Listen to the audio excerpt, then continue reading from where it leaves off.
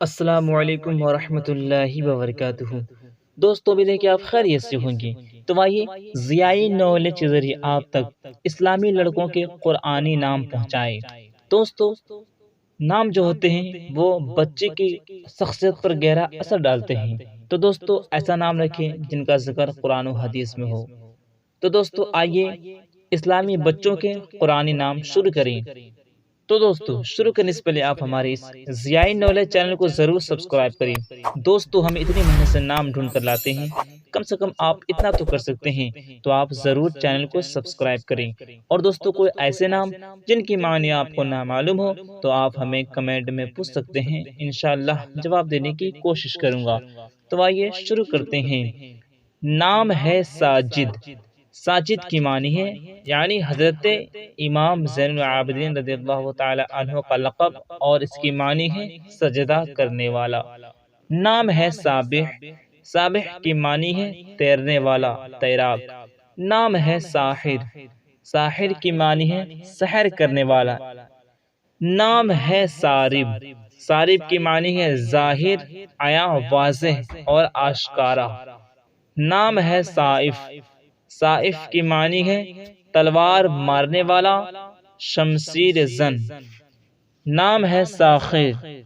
ساخر کی معنی ہے دل جیتنے والا، دل جیت لینے والا۔ نام ہے سالک۔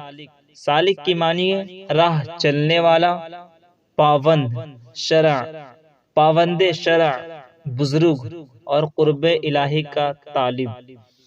نام ہے ساحل۔ ساحل کی معنی ہے سمندر، دریا کا کنارہ۔ نام ہے ساعد۔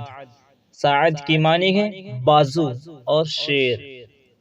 نام ہے سافر۔ سافر کی معنی ہے مسافر یعنی سفر کرنے والا۔ نام ہے سباحت۔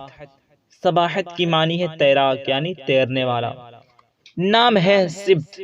سبت کی معنی ہے پوتا، نواسا، بیٹے یا بیٹی کی اولاد۔ نام ہے سبح۔